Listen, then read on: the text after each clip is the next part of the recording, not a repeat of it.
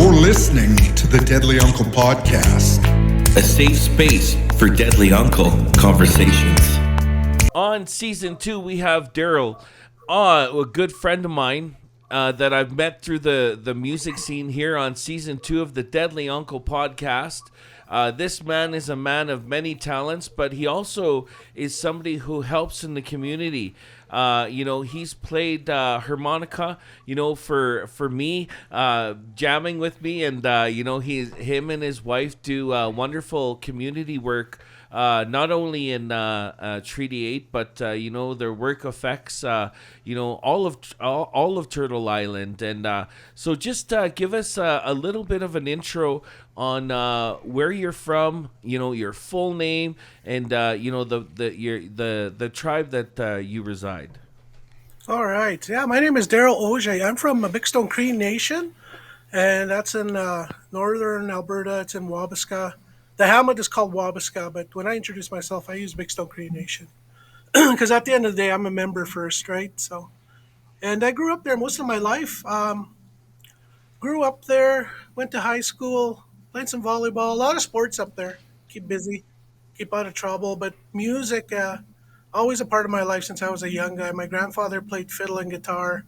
All my uncles played in bands. I have 4 uncles that were always in bands, so it was always around me. So, and then I went to college here in 1992. I went to NAIT, and I took water and wastewater technology. It was something my uncle kind of told me you should get into this because there's always going to be a need for it. But for me, at the end of the day, I wanted to come back and help my community. So I went to NAIT, took the 2-year program, graduated with honors, and then eventually in 1995, I moved back home and got to work for the municipality. Did that for 5 years. I was a water and wastewater tech, so utility operator is what they call it. So we ran the water plants in the municipality. There's 2 plants in Wabasca, 1 in Red Earth Creek and 2 in Peerless and Trout. And so we did a lot of travel, learned a lot in that 5 years. And then in 2002, a job came up with my nation, Big Stone, for a public works manager. So I applied and I got that in 2002. And then ended up doing that. I worked there till 2016. So I was there 14 years. Wow. And did a lot of work with water, upgrading our systems, and actually built and helped design our own plant and train our own guys. So I did that to about 2016. Yeah, so. Wow, that's amazing. Holy smokes. And that is so important, that work that you're talking about, especially like in our communities. We just actually had a fire chief on yesterday, our good buddy Tyler, and we were talking to him about the resources that they have in communities when it comes to fires, when it comes to having that water to that's available, and so in the communities that we have where there's a boil water advisory, like at Wabasca and those different communities like that, how do you think that we can change those situations? So the problem is it's at the government level. It's the funding.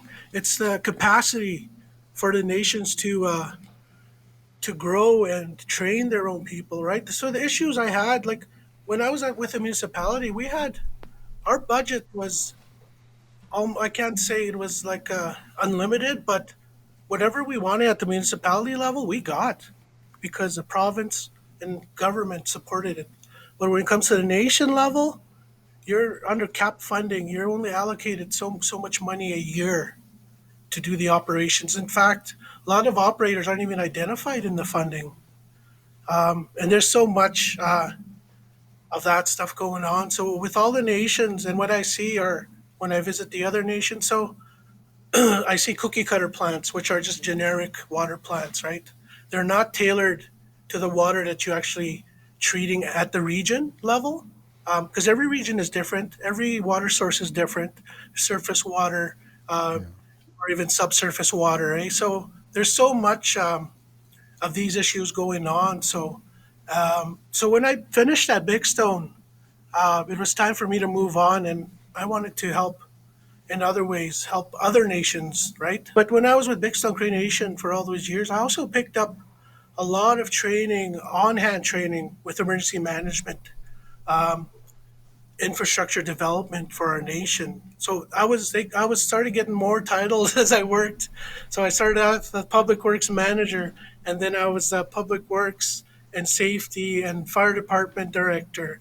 And then eventually, when we did our treaty land claims, I was also the land claims manager. So along the way, I learned more, got more knowledge to help try to help my nation, to that level. Yeah. And within that tenure, when I was there, we did have two evacuations, two fires that I had to help organize with our team to get everybody out, right? So within two times, we had to do all evacuations and fires. So we have a lot of experience of that too. So, Daryl, what was the water like in Wabasca before before you took on your position where you helped develop the water plant and that type of thing? when I was working with the municipality, we also served water to, there's four reserves in Big Stone. Okay. The reserve A, B, C, and D, but we have names for them too, Cree names. But with the government, they use A, B, C, D. So we were supplying water to A and D, so two reserves. So the Okay. work I was doing, I was actually providing a service for the nation too at the same time. But the water issues they were having was at their own facilities, their own facility. I went there once, and my buddy was working there, and he called me, saying, "I don't know what's going on with my water." And I go in there, and it's, oh my God, it's brown. Everything was almost overflowing. The water, like literally, was brown. It wasn't clarifying what it was supposed to do. Oh, okay. So because a lot of the water that they were supplying, like my family lives in that region, I have to fix this. So I did some troubleshooting, and then eventually we got it to where it should be like a little more reasonable level, and that's how I knew. Yeah, we have issues on the reserve with our water. Even with the guys, like the guy. My buddy he was also he was a supervisor of a different department, but they threw him into the water plants, right? So so that's how I knew I need to go help. So That's amazing work. Like I'm learning so much here because I don't really have on George Gordon's First Nation where I'm from. We still have the wells, where they fill up the wells and stuff. We're quite a distance from any major city. There's only small towns that are close to us. And so, learning all of this is amazing to me. And, what is the difference between, like you say, a cookie cutter, the smaller water plants and, if you're talking about, price and all of that stuff, I guess it must be very expensive to have, the up-to-date water plants that you would need as well. And so is there anything that, that the nations can do? Because, I do not know if there's many people with your position, in our communities. So, I guess we would need more people such as yourself. So yeah, and the issue is with each nation, I guess. So, and when I started here at Treaty Eight, I was hired. I was under a different department at the time. I was into real estate, and then I was doing some organizing events, and then most recently here, working for the main org at Treaty Eight. I was hired as their health technical advisory services coordinator. It's a big title, and it's kind of a little bit of everything. I'm kind of their sound and tech guy when they do their meetings, which I'm training another guy now because I got a lot of work to do. So, but recently I've been applying for this water capacity for Treaty 8 nations through Treaty 8, right? And I just actually I'd say a month ago or so, we finally got approval for a 2-year project. So I put in a 2-year work plan to start my work. And what my work will be, well, it's what the government is missing right now. What ISK, Indian Affairs, they used to be called, used to be in charge. Well, they are in charge of all the nation's funding for water, right? But the one thing that they're missing is the engagement at the nation level. You got to go to the nations and visit and see what they have, see what their actual needs are. And this is what I'm doing now. I'm getting out there, meeting the chiefs, the councils, the workers, and then coming back and reporting and try to come up with a plan on how we're going to fix this, right? And I think that's the main thing that's missing is that engagement, real engagement, right? Daryl, some of your Treaty 8 communities, are they close to the oil sands projects? Some of them are right in the heart of oil sands. So, Like Big Stone ourselves, we're right there. We're right just south of Fort McMurray, right? yeah. So what's that like, the dealing with corporations that are possibly polluting your water sources? Like, I don't want to, but we've heard about this in the news, right? Yeah, And it's water out there. is an important part of not only you guys, your normal way of life, but also for the animals that you traditionally hunt and for the whole ecosystem that is your traditional territory. How does that affect, like, how do the oil sands affect that, and how is the engagement between, say, between Treaty 8, because that's who you work for now, and the big corporations in the oil sands? There's really no relationship with industry still. Wow. Because we're our Treaty 8, our goal, our mandate is to protect Treaty, enhance and protect Treaty number 8, right? Yeah. And that includes trying to protect our waters, our land, our resources. Because when we signed Treaty 125 years ago, we signed as a partnership and not with Canada, not, I'm just starting to get political, but not with No, it's Alberta. okay. Yeah. Yeah.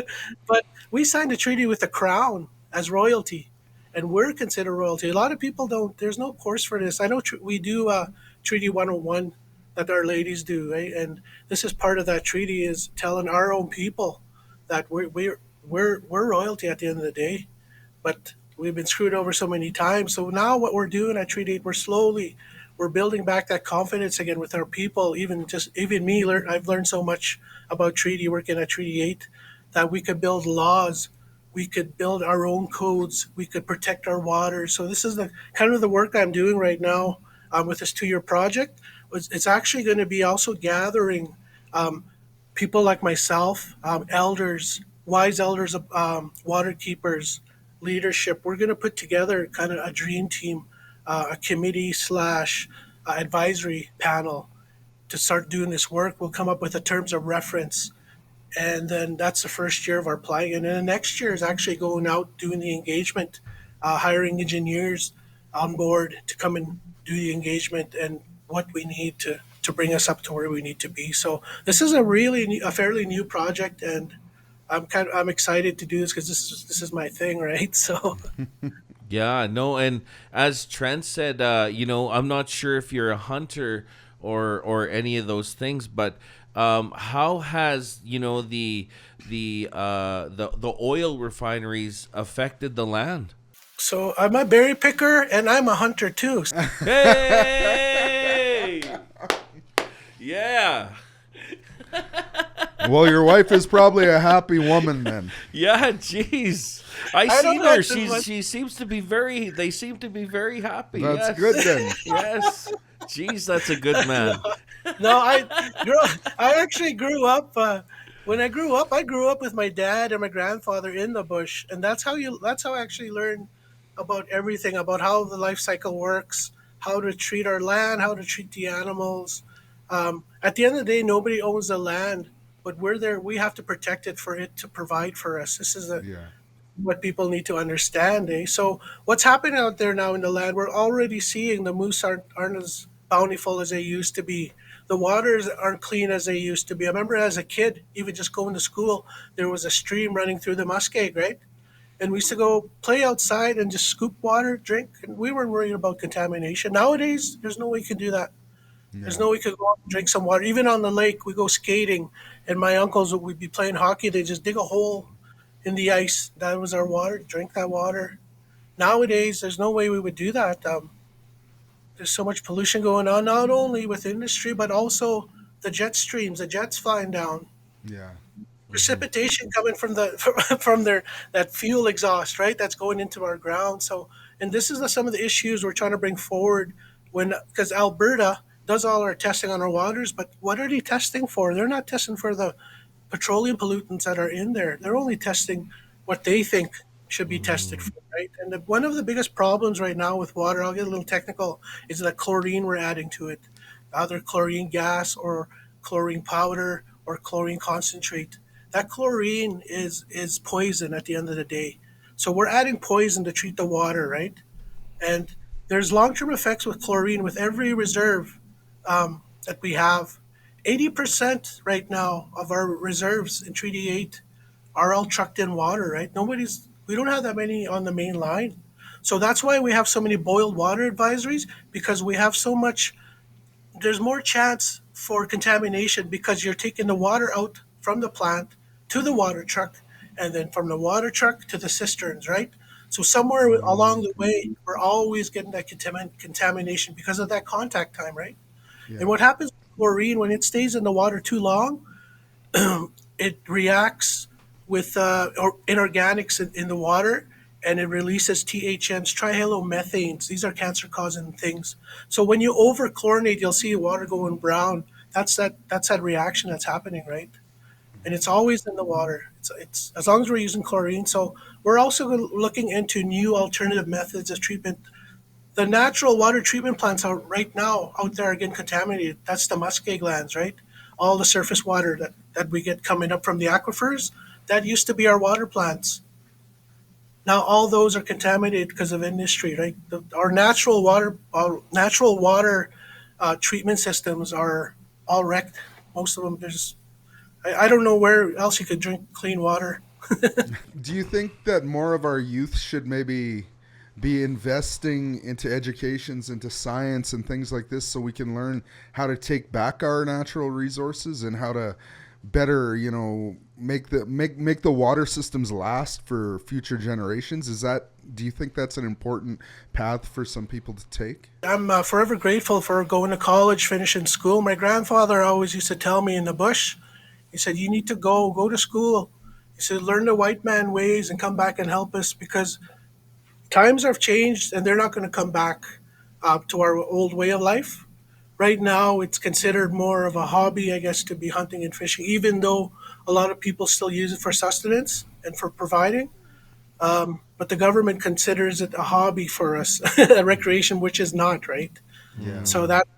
That's why I went back and got educated so I could come back and hopefully try to make a difference. If I could help one nation, I could help two nations, so be it. But we need our youth to go get out there, finish school, get educated in all these different fields. Just water itself is connected to other sciences, right? Environment, lands, chemical, uh, chemical lab workers, and so there's so much to it. Why do you think that there's hasn't been much of a relationship or a connection when it comes to indigenous communities and these oil companies? Most of the time, they just want to get the lease to get in, extract the resources, and out. They will make deals here and there, but at the end of the day, when they do make some of these deals, all they're also doing at the same time as they're developing their companies or whatever, they just want to build the stock on a company. And as soon as the stock is built, as soon as they extract all resources, then they sell that stock to the nation when it's worth nothing, right? These are things I've learned and seen through my nation, anyways, with industry coming in, and then they'll give you a little bit of work here and there, but it's not really a true partnership. At the end of the day, it should be us taxing them, not the municipalities, right? Wow, that's amazing. And it's I'm learning so much here. Like, wow. So you can teach an old dog new tricks. Jeez, holy smokes. How And many yeah. sorry, go ahead. No, I'm just saying I'm passionate about this work because this is what I was trained to do, right? And right now I'm in a good place with this new program we're starting, and yeah, it's exciting. How many other indigenous folks, or men or women, anybody, have you met with your position? Oh man, there's guys out there that are beyond my position. I went to work with a guy. I won't mention his name, but at the municipality level, and he's as smart as they come. Now he's at a level where he's an actual technical advisor to the big companies. He does curriculum development for the Water Wastewater Association of Alberta, and this is my buddy. So this is one guy that'll be on this team also. I have another guy that I worked with. He used to work for, they used to call it INAC, so it's ISK now. Um, and he's also an engineer. And now he's working for one of our nations. But every nation, most of the nations have to have a qualified staff.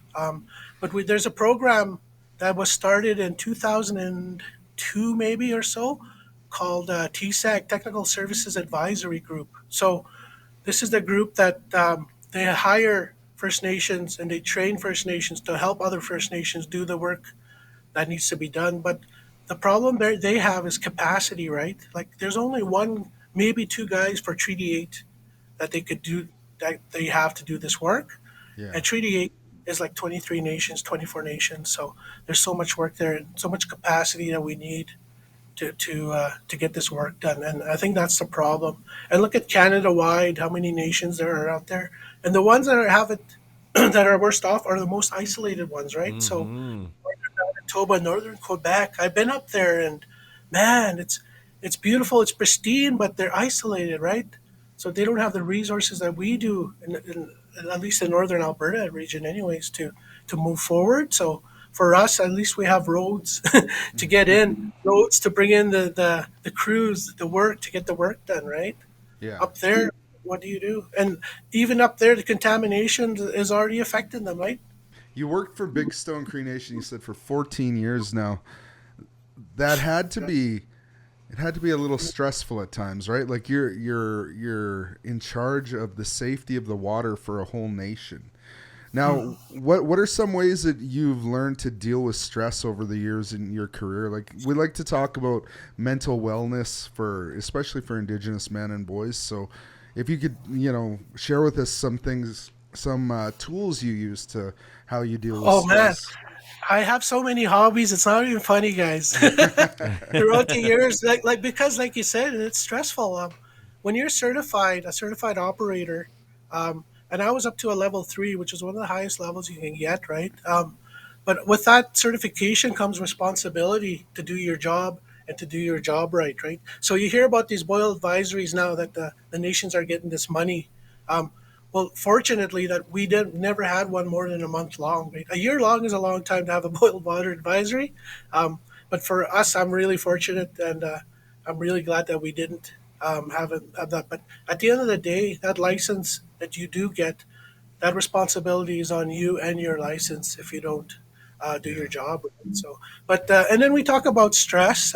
So I don't hunt as much as I used to, but I fish a lot. I love to fish. My uncles fish up north. In a city here, it's kind of hard to go fish, but I did a lot. I do a lot of fishing. I do a lot of camping. Still, my kids both play high level hockey. My youngest right now, 15, he plays football. He's done high school football. He's getting into junior football. He still plays hockey. My daughter is an artsy kind of girl. She's choosing her own path. She's 19, and like I said, all my boys are doing something, and they all have hobbies. And like I said, for me, my release is music all the time. If it's not music, I'm building something. I'm into automotives, RC stuff. You should see my hobby room. I just got into 3D printing, and so I have two 3D printers now, and so I'm always building stuff. So Oh, it's I know RC. where to go for merch now. There you go. I actually, my buddy Shag and Happy come to visit me, and I made him some Oh, right keychains. on. Yeah, That's awesome. so I'll look into some ideas for you guys here. I can see some samples. Yeah, that'd be awesome, Hey, actually. the deadly uncle. I like Deadly that. Uncle. I'm a nerd. Daryl's a deadly uncle, that's for sure. Yeah. So, what kind of music, did you have in your household growing up? If you want to go way back, it was always George Jones, Hurtin' Tunes. But I was always the entertainer growing up. But my dad, back in the day, he worked all the time, but then he also had his little demons and issues, right? Like I guess anybody else growing up with alcohol, and so he'd take me along. We'd go out, and then he said, "Son, entertain." So I'd be doing backflips and stuff to entertain people, sing a song here and there, Tap dancing. pretend to play a guitar. I didn't know how to play. I was only 7 or 8, so, but I was always, and my dad said you were always an entertainer. He said so. That's what I did growing up. Yeah. So That's awesome. And what was your first instrument that interested you growing up? so my first instrument is I was hanging out with my uncle, and like I said, my all my uncles have nicknames. The youngest uncle, his name is Chubby. He's not, but he wasn't chubby. He wasn't fat. He was skinny. But anyways, I was sitting with him in a room, and he was listening to old LPs, records, Yeah. and he's playing guitar with it. I said, "Well, I want to learn how." And then he said, "Well, here, grab. This is the easiest one first." He said, "A bass." So he gave me a bass guitar, and then he put I don't on. like that comment. I'm a bass player. That's what he said. He said, because it Well, only me had and your uncle are gonna have. No, I'm just kidding. So I think he meant because it only had 4 strings. So Yeah. let's start off with this. So he put on the Beatles and Get Back, and I listened to that like five, Get 6 times. Back. He said, "Learn this. I'll show you the chords. So it's A and D, two, but figure out the timing." He said. So and then he left me. Right, he left the room, and I listened to it over and over. He came back, and he said, "Play along." So I played along, and I got the groove. Right, so that's Yeah. how it all started. From there, that was in 1987. I think I was about 14 years old. So Yeah. that's when I started, and it just got me. And then from there, like I said, all my uncles were always in bands. I go watch them play, watch them jam out. What were some of the name of the bands they played in? I mean, we gotta give props to all our older musicians that opened Yeah. doors for us. Old school. If you want to go really old school, there was a band that my uncle used to play with, and the guy's name is Bungie. I'm not sure if you guys know Bungie Lubbock. I've met Bungie at jams in Yeah, Edmonton yeah. before. Yeah. And I've known Bungie a long time. Him and Earl Gullion from Wabasca, my uncle. And then my uncle was another drummer. He's passed away. His name was Leonard. And that's what I remember watching them jam. My grandfather used to be a businessman, and he had a show hall, a pool hall, a garage, and an ambulance business. And they'd always jam upstairs of the show hall, right? And there was always somewhere to jam for my family. So I watched these guys play all the old 80s stuff. So I don't even know what their name was, but the other band um, I used to always follow was Brian Young. My uncle's band, Teen Rockers, came, and Brian Young was in this band.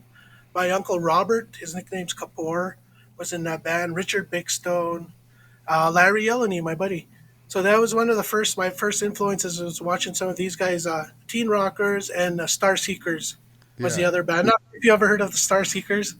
I've never heard of them, but I have heard of Brian Young, the late Brian Young, and his son Kyle is continuing on that tradition. He's got a band called the Troubadours. So after that, I started going to listen to my Uncle Jam for another band. I'm not sure if you heard of them, the Johnny and the Playboys.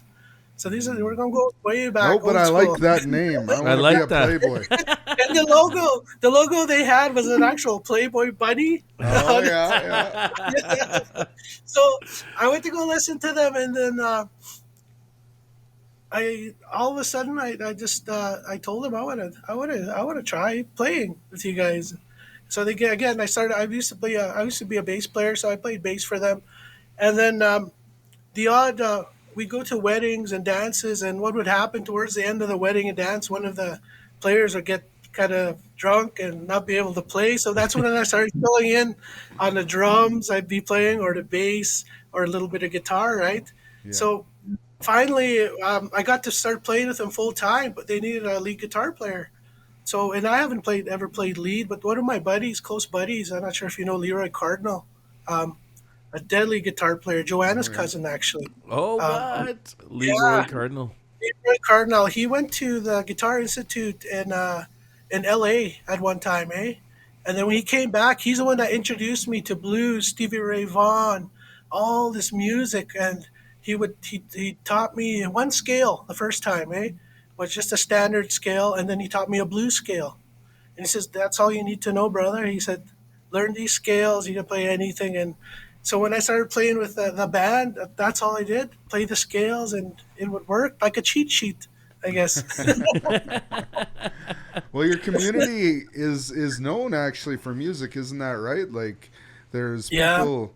I mean, Matt Cardinal from the Prairie States, yeah. Chelsea Young is out there recording right now, and Oh like I said, yeah, Kyle Young and his band, and they all had people that inspired them before that. So it's good to there's see so the much. tradition of music keep keep going. Because I come from a family like my Oh man. grandfather was a fiddle player. I played in Uh-huh. a band with my dad for over 25 years. So I mean, like, I appreciate that tradition of Yeah. passing on the song, right? Like Yeah. that's really cool to see.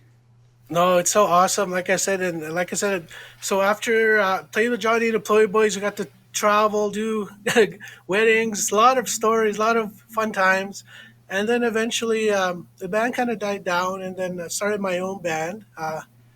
We call it the Posse. It was a three-piece band, and my uncle had a little cafe, like a little cafe slash lounge, and we would play there every weekend. Me and my buddies. So my buddy Albert Badger. I'm not sure if you know Albert, No, I and don't. late Howard McCall. So Albert Badger's with the Troubadours right now. He's a bass player there. Oh, okay, So cool. so we played in a band there for quite a few years, and then from there played here and there. But my work really, I had to choose at one time: is this what you want to do, or do you want to pursue your career and family? Right. Yeah, So I had to make a choice early.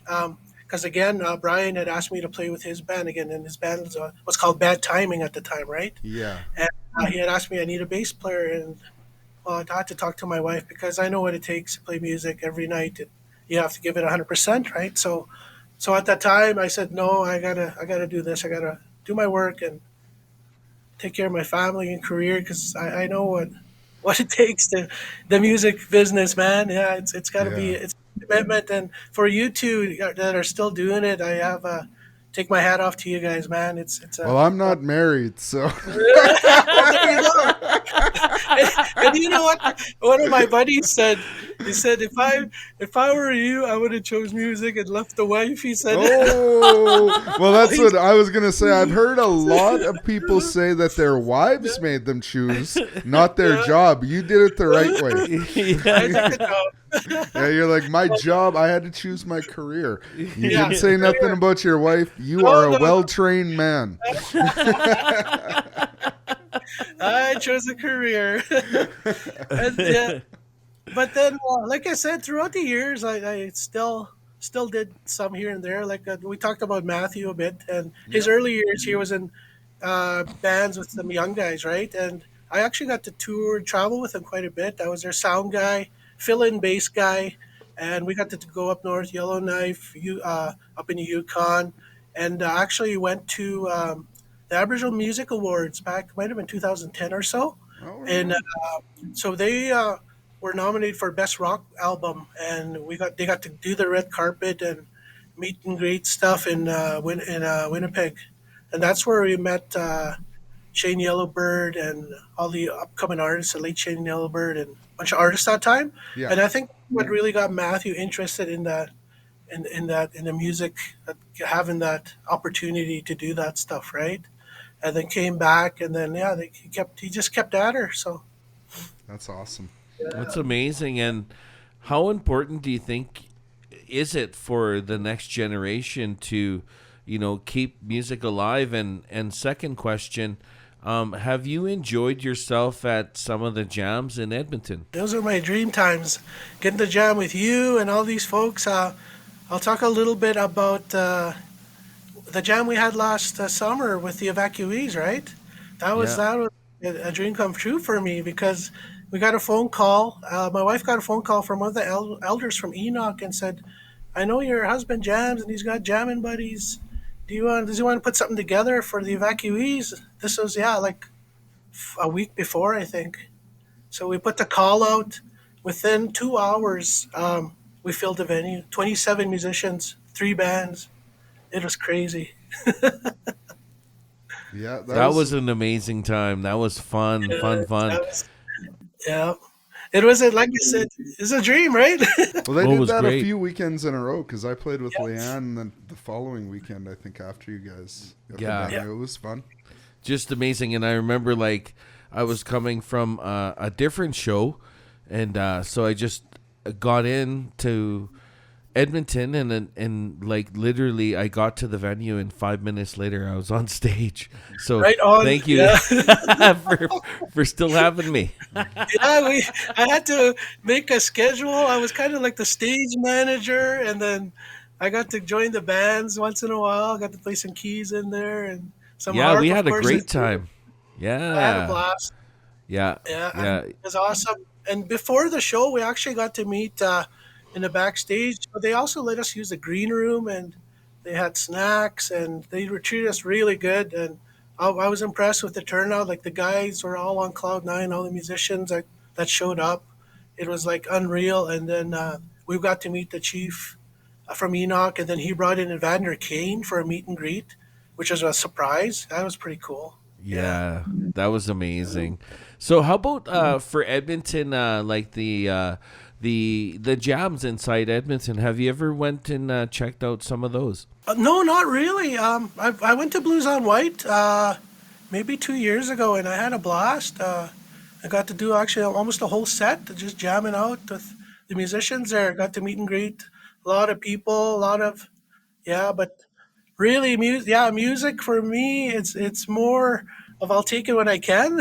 Yeah, Yeah, for yep, sure. It's like a healing, healing tool, I think, for a lot of us. And, yeah, Edmonton has been such a wonderful place, like, for all, different races and spaces. Like, for my experience going to the jams and stuff, it's been really opening a like open arms situation. And that's the beautiful thing about music, is that it's for all people under the sun and moon.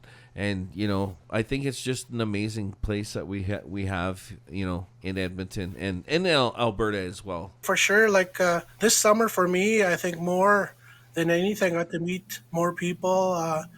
I got to enjoy jamming with people. I have a life story I could share with you guys about Yeah, last summer at K Days. do it. so, so we had set up a booth, a 3D8 booth at the Indigenous venue they had there at the Expo Center.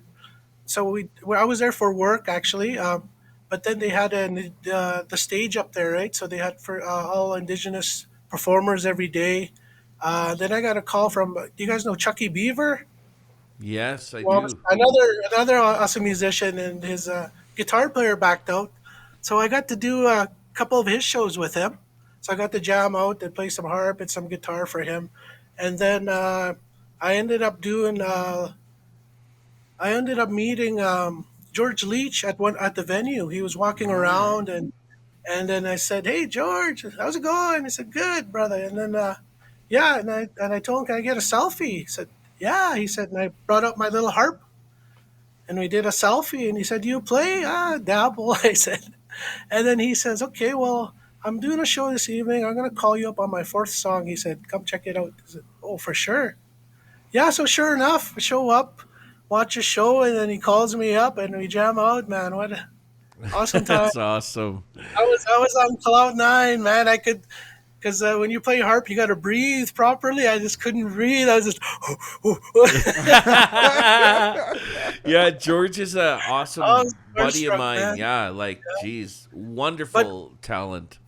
as soon as I met him, like we had a connection. Like his heart, he's good. He's a good soul, man. He's Oh yeah. good people. That guy. I Yeah, got a right away. question for you, Yep, Daryl. You were talking about your kids playing hockey earlier. Now, I yep. played hockey till midget hockey. I grew up in the rink. And what do you Mhm. think hockey did for your boys in particular? Was that a good outlet for them to stay on the right path?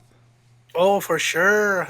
Like I said, I grew up with sports also myself, right? Played volleyball, hockey, baseball, and my dad was a professional pitcher. Oh wow, He pitched everywhere. He played fastball, yeah. and he hired to go to BC, Manitoba, all like he knew who Zach was. Zach, what's his last name? But this guy played Team Canada, so that's the level my dad also played at high level ball. So that took me, and I got to see what sport can do for you.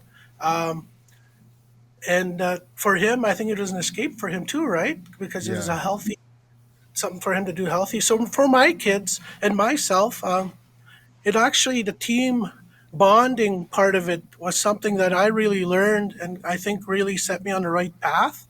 Um, we were the only First Nation team to ever win Alberta provincials in volleyball. Oh In, wow. 19, in 1989, um, we played. We were one of the first teams to win the zones, and then we went to provincials that year, right? And that was something that I'll never forget because it made me believe we could do anything, right? Anybody could do this.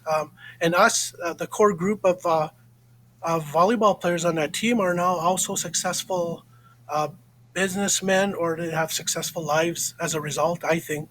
Yeah. Um, just that journey and learning how to stick together, how to stay positive, and actually win something was crazy. And we did it barefoot, and the people couldn't believe it. We didn't wear shoes, and for us, that's how we played. We played barefoot at Yeah. home on the gym, and I remember we were in the finals, and we're down in Acme, Alberta, a little town south of north of Calgary, and me and my buddy are in the washroom, and the guys are coming in.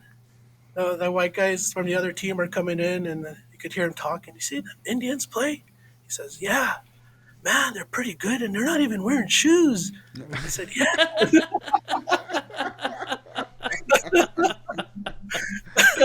We played, and then there's a new rule: you had to wear shoes. So I don't know if they thought it was Oh, they threw a rule at you guys. a Jeez. rule. Yeah, They knew because that would wreck you. Yeah, the next year we still won with shoes on. So Hey.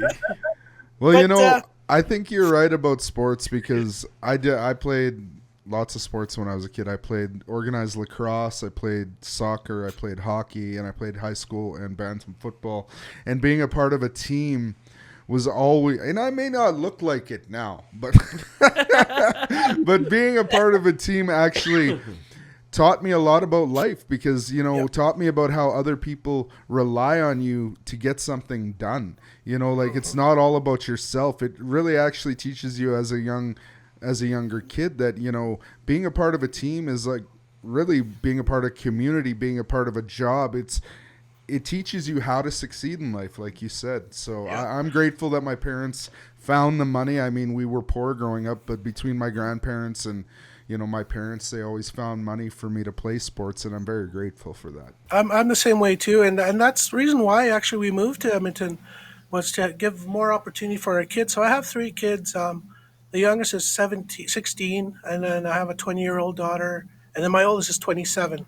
But we moved our kids early to get them to experience what I did when I came to high school, college, and just even in college, I played volleyball and hockey, and the people I met through that and the opportunities as a result of that, right, opened Yeah. up for us. Was opened up for me. So when we moved our family here, we had to leave home. It's quite different here because now I can't just go out and hunt and fish or go for a quad ride, but I have to do that sacrifice for my kids because I want them to have the best life they can, right? So, and then I wish more families would do that, but it is a sacrifice to leave home. But I want opportunities for my kids, and as a result, like I said, they got to play hockey, uh, and then my youngest is playing football. He's 6'4", about 268 pounds, 280, and he's still playing hockey too with the Enoch. He's a goalie there, Oh, but yeah. his football is what really I think is making him open his eyes as to opportunities out there, right? Through sports, yeah. So, Plus, now you have a bodyguard, too. oh yeah, for sure. Yeah, you have many things, boy. Somebody can help you with sound once in a while, lift those speakers, all kinds of stuff. Oh eh? yeah, I wish they would jam with me once in a while, but they don't want to jam with me. Well, if he's that big, you probably got a good grocery bill, too. Oh, for sure. Yeah, then people are asking us, "What do you feed them?" I said, "Moose meat and potatoes." Whatever I can find, actually. Moose meat and potatoes. Well, thank you so much, Daryl, for being on the podcast here on season 2. It's been a wonderful chat with you here, And you really taught us quite a few things here about the water, and I really hope that once you guys come up with your with your full plan, that you're able to go and show other communities how to do that, especially the ones that are way out there. I really hope to see that all of us one day have clean water. I think it's a right. I think we really can't be proud of a country unless we all have clean water to drink. And so thank you for doing that work. And I just want to end off with one more quick question for you. How important do you think it is to have men's programming? How important is it to focus on healing our men, especially the ones that have been through addictions and those type of things? Is it important for us to have those programs? No, for sure. And first of all, I'd like to thank you guys for inviting me. This has been a good experience, and even just talking to each other and laughing like this, I think is a healing for anybody. And as you know, everybody goes through trauma, some more than others. There's some stuff maybe I would mention, but maybe next time. But like I said, I've been through this journey of life. I've been to that dark place before, and I thought I'd never get out, but I got out of it. And it's thanks, again, I have to thank music, again, that brought me out of that place, right? That's what saved me. And something like this, and if I could touch somebody in a good way, get them thinking, I think that's the best thing we can do is talk and share. And what you guys are doing is an awesome thing, because you're also building everybody up too at the same time, right? You're giving us more confidence to move on, to move forward. And I have to plug World Water Day, March 22nd, Treaty 8. We're going to partnership with the Water Keepers group. We're going to host a water summit here. We haven't mentioned a venue, but we'll post it. I just want to plug that in. So, for sure. If you guys need a band, I'm for hire. Yeah. There you go. And I have a awesome song called "Water Is Life" that needs to be played at the conference. I know that. Yeah, I've heard it. We're both trying to get a gig out of this. Yeah. And I play bass. I know it's Oh, the there you easiest instrument, but